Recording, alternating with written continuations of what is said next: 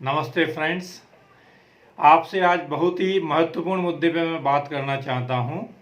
जैसे रेलवे में अभी हाल ही में देखा कुछ भर्ती के ऊपर जैसा नोटिफिकेशन कुछ आया तो काफ़ी युवा भड़क उठे और उनके जो भड़क थी वो क्रोध में बदल गई और उस क्रोध के कारण उन्होंने अपने आप पर काबू न रख करके और रेलवे की प्रॉपर्टी को नुकसान पहुंचाया, दूसरी काफ़ी जो संपत्तियां उसको नुकसान पहुंचाया, लोगों को भी जिससे काफ़ी परेशानी हुई, कई लोगों को कुछ चोटें भी आई। तो इस तरीके का माहौल बन गया पूरे देश में। रेलगाड़ियां जलाई गई कुछ जगह पे, पर्टिकुलरली नॉर्थ में, बिहार में, यूपी में कुछ क्षेत्रों में। तो ये पहले तो बहुत ही निंदनीय काम है। आपकी जो ऊर्जा है, आप भड़क गए। आपको अगर लगता है सरकारी जो नोटिफिकेशन आया, सरकार ने जो विज्ञप्ति निकाली है वो सही नहीं है, तो उसके दूसरे भी कई तरीके हैं जिससे आप उसका सॉल्यूशन कर सकते हो। लेकिन देश की संपत्ति को नुकसान पहुंचाओगे अगर आप, तो ये अच्छी बात नहीं है। क्योंकि युवाओं में काफ़ी शक्ति है, ये मैं हमेशा से मानता हूँ और सभी युवाओं से जब बात होती है तो मैं ये बात हमेशा इस पे जोर देता हूँ। लेकिन आप अपने उद्देश्य को पहचानो। आपका उद्देश्य तोड़फोड़ करना नहीं है। और मैं तो ये मानता हूँ जो इस तरीके की गतिविधियों में लगते हैं वो सरकारी नौकरी या दूसरी नौकरी के लिए सही फिट है ही नहीं, क्योंकि हर जगह पे आपको ऐसी दिक्कतें आएंगी। तो उस दिक्कत का गुस्सा आप इस तरीके से चोट पहुंचा के किसी को या किसी की संपत्ति का नुकसान करके, चाहे वो सरकार की हो। सरकार की संपत्ति क्या है? सरकार क्या है? हम सबकी मिलकर के जो संपत्ति है, हम ही तो सरकार बनाते हैं। ये हमारी सब संपत्ति है। देश की संपत्ति सब जन की संपत्ति है, क्योंकि हम उस टैक्स देते हैं, हम काफ़ी योगदान देते हैं कई तरीके से। सरकार तो कहाँ से पैसा लाती है? सरकार बेसिकली ज़्यादातर जो है कर दिया जाता है, टैक्स उससे कलेक्ट करती है और कई संसाधनों से करके ये सरकारी संपत्ति है। तो बनती है सरकारी संपत्ति इस तरीके से। वो जो भी नुकसान अगर रेलवे को पहुँचेगा तो उसका इनडायरेक्ट रूप से हमारे ऊपर ही असर आने वाला है। तो हमारी सभी युवाओं से अनुरोध है, ये विनती है और अनुरोध है युवाओं से कि आप अपनी ऊर्जा का सकारात्मक उपयोग करो। आपके बीच में भी कुछ भड़काने वाले होंगे, कुछ सही तरीके से मार्गदर्शन नहीं देने वाले हैं, तो आप उनको मत सुनो। कुछ ऐसे शिक्षक भी हैं, शिक्षकों का नाम आया है, जैसे ये खान सर करके दूसरे कुछ शिक्षक हैं। अगर वो दोषी हैं तो सरकार दोषी पाए जाने वाले शिक्षकों को भी कड़ी से कड़ी कार्रवाई करके उनको दंड दे, और जो भी कानूनी प्रावधान से हो सकता है वो करे। क्योंकि शिक्षक और छात्र दोनों की मिलकर ये जिम्मेदारी है कि देश को आगे कैसे बढ़ाएं, कैसे आगे ले जाएं।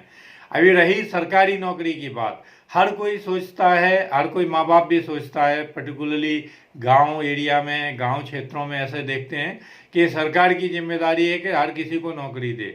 तो हकीकत आप समझो, जितनी भी नौकरियां हैं, हार्डली ऑर्गेनाइज सेक्टर जो होता है, संगठित क्षेत्र, उसमें से मुश्किल से 7% के लगभग नौकरियां हैं। अगर सब लोग, छोटी दुकान बड़ी दुकानें सब मिला के, जो भी उद्यमी हैं या सब लोग जहाँ उनके यहाँ काम करते सब मिलाएं, अगर पकड़ के चलो 40 करोड़ के लगभग ऐसी जनता होगी, ठीक है, काम करने वाली। अपने यहाँ जैसे 138 करोड़ के लगभग पूरी जनसंख्या है, उसका अगर 30% निकालो, 40-42 करोड़ के लोग, ज़्यादा से ज़्यादा लोग काम करने वाले होंगे। उसमें भी 93% के लगभग, मतलब 93% के लगभग या उससे ज़्यादा, ऐसी नज़दीक में ऐसा 93, 94, 92 हो सकता है, ±1% अनऑर्गेनाइज सेक्टर में काम करने वाले। इसका मतलब क्या हुआ? हार्डली सभी स्टेट गवर्नमेंट को देख लो, सरकारी नौकरियां जो हैं केंद्रीय सरकार के पास और जितने भी राज्यों में हैं, और संगठित क्षेत्र जैसे बड़े बड़े क्षेत्र हैं उनमें सब लोग काम करने वाले, उनकी संख्या 2.25 या 3 करोड़ से ज़्यादा नहीं हो सकती है। तो अभी हर साल कितने युवा निकलते हैं? लगभग 14-15 लाख, 10 से 15 लाख के बीच में तो इंजीनियर्स ही निकलते हैं। फिर दूसरे देखो इतने ही लगभग पोस्ट ग्रेजुएट, उससे भी ज़्यादा निकलते हैं, 16-17 लाख के लगभग। और दूसरे अगर देखो उसके 3-4 गुना रहते हैं, ग्रेजुएट होके निकलते हैं। तो अगर नौकरी चाहिए तो इस तरीके की इतनी नौकरियां तो पैदा नहीं होती हैं। मेरे पास उसका बहुत ही इजी सॉल्यूशन है। इजी मतलब करने में थोड़ा डिफिकल्टी होगी, लेकिन समझने के आसान है। तो सरल ही तरीका है, सरल तरीके से उसको लागू किया जा सकता है, लेकिन समझने की ज़रूरत है। अगर हम 1 करोड़ उद्यमी पैदा करते हैं, एंटरप्रेन्योर्स जिनको बोलते हैं, छोटे या बड़े एंटरप्रेन्योर्स, और एक एंटरप्रेन्योर अगर 100 लोगों को नौकरी देगा तो 100 करोड़, 1 करोड़, उस 100 का गुणा करो तो 100 करोड़ लोगों को नौकरी इसी तरीके से मिल सकती है। क्या हम, अभी सवाल ये आता है, क्या 1 करोड़ एंटरप्रेन्योर्स हम पैदा कर सकते हैं? हाँ, किया जा सकता है। मेरे दिमाग में, मेरे जहन में उसका आइडिया है, और बड़ा ही प्रैक्टिकल आइडिया जिसको किया जा सकता है, कर सकते हैं। अभी 100 आदमी को एम्प्लॉय करने वाला एंटरप्रेन्योर थोड़ा बड़ा होना चाहिए, तो कोई 100 से ज़्यादा भी कर सकता है, कोई कम कर सकता है। चलो ये मान के चलो 100 नहीं, 10 आदमी को एक एम्प्लॉयमेंट दे सकता है। एक छोटा सा भी कोई काम करेगा तो 8-10 आदमी तो उसमें लगते हैं। छोटी एजेंसी खोलोगे तो भी 8-10 आदमी को काम मिल सकता है। किसी को डायरेक्ट मिलता है, किसी को सेल्स मार्केटिंग दूसरे फील्ड में जाके मिलता है काम करने के लिए, जो फील्ड में काम करना पड़ेगा, लेकिन 8 से 10 आदमी को उसमें हो सकता है। इस तरीके से भी अगर हम करेंगे तो 10 करोड़ लोगों को मिल सकता है जॉब।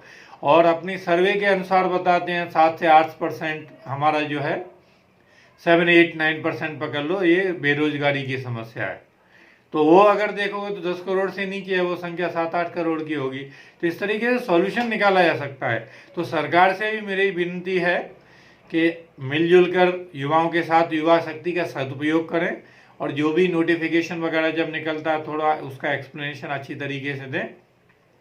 अभी मेरा ये वीडियो बनाने का मकसद ये भी है, एक तो क्या है, आप लोग अपनी ऊर्जा का सकारात्मक उपयोग करो। मैं भी जब 12th में पढ़ता था उस समय आरक्षण का इशू चल रहा था, 89-90 की बात है।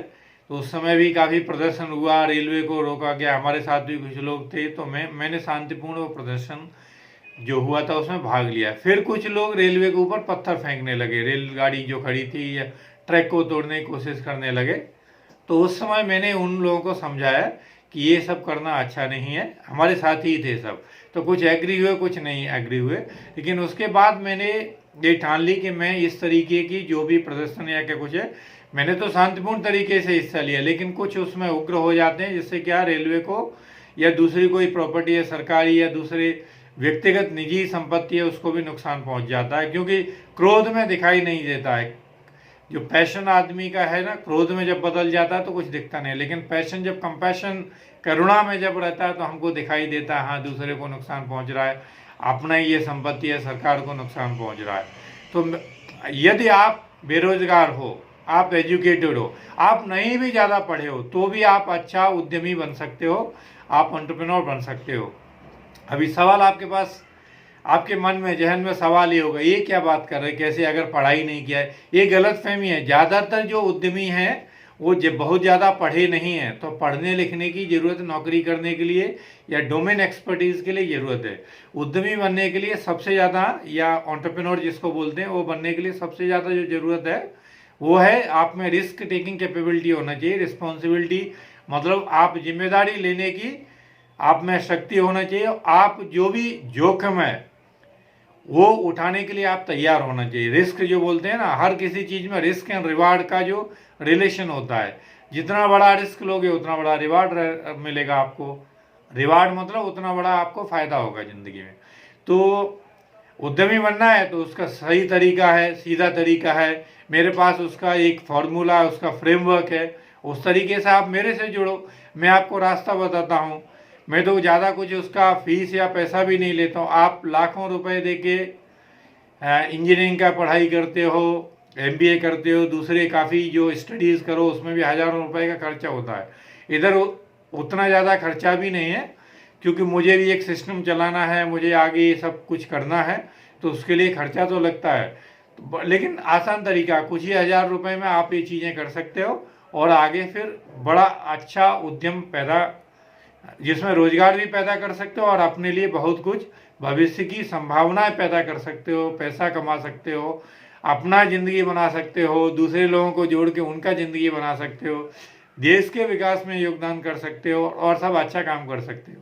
वर्चुअल सर्कल बोलते हैं ना, जो वर्चुअल, तो वर्चुअल सर्कल जो बनेगा, वर्चुअल अलग चीज़ होता है। वर्चुअल मतलब ऑनलाइन जो चीज़ें होती है, वर्चुअस मतलब जो गुणात्मक सर्कल, मतलब अच्छे गुणों का सर्कल बनता है। आप अच्छे लोगों से जुड़ोगे, वो आपके लिए काम करेंगे, आपका व्यवसाय बढ़ेगा, धीरे धीरे ऐसे बड़ा काम कर सकते हो।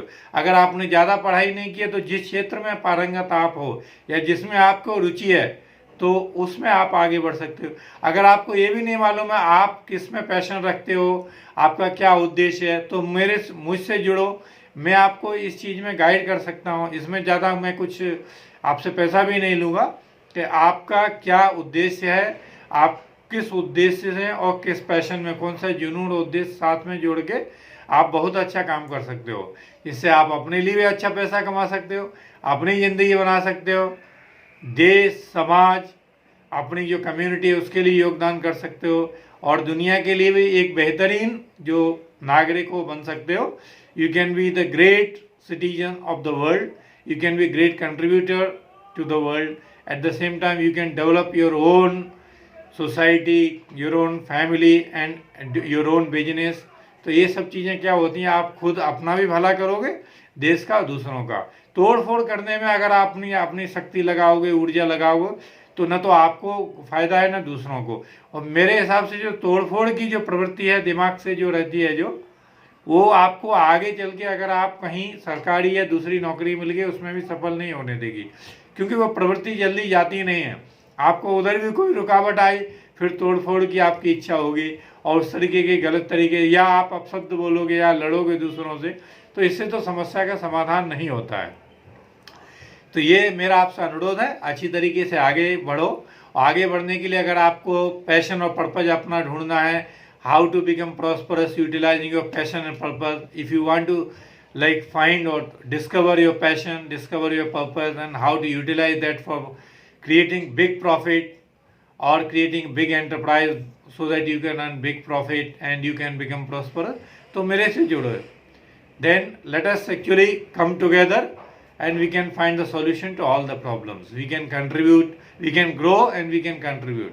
ये मेरा पैशन भी है, ये मेरा पर्पस भी है, मेरा मिशन है, और मेरी ये कोर वैल्यू भी है, लाइक ग्रोथ एंड कंट्रीब्यूशन।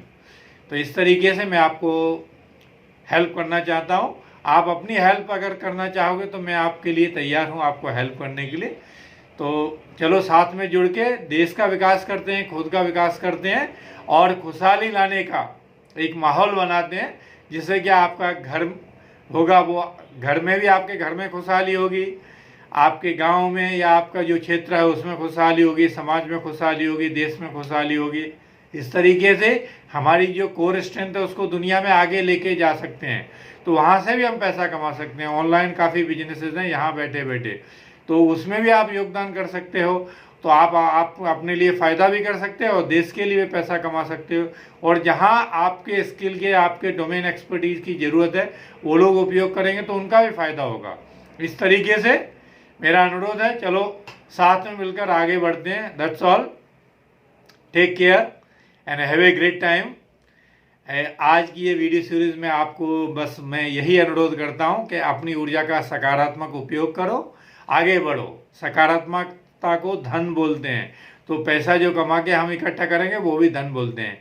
तो धनात्मक, अगर धनी बनना है तो धनात्मक सकारात्मक ऊर्जा रखो और सकारात्मक उसका उपयोग भी करो। ओके, पॉजिटिविटी के साथ आगे बढ़ोगे तो आपका भला होगा, सबका भला होगा। इसी के साथ सर्वे भवन्तु सुखिनः, सर्वे सन्तु निरामया, सर्वे भद्राणि पश्यन्तु मा कश्चित् दुःखम् आपनुयात्। मतलब क्या रहता है उसका, बेसिकली सर्वे पे मैं ध्यान दे रहा था, लास्ट का छोड़ो। सबका भला हो, सबका विकास हो, सब आगे बढ़ें। ओके, सब निरोगी रहें, और इससे क्या है, सबका अच्छा होगा, आपका भी अच्छा होगा और विश्व का अच्छा होगा। इसी कामना के साथ आपकी सुरक्षा, आपकी सफलता, आपके स्वास्थ्य, आपके जीवन में सभी मंगल कामनाएं, मंगल कार्य हों, उसकी मंगला कामनाओं के साथ मैं इसको विराम देता हूँ। नमस्ते।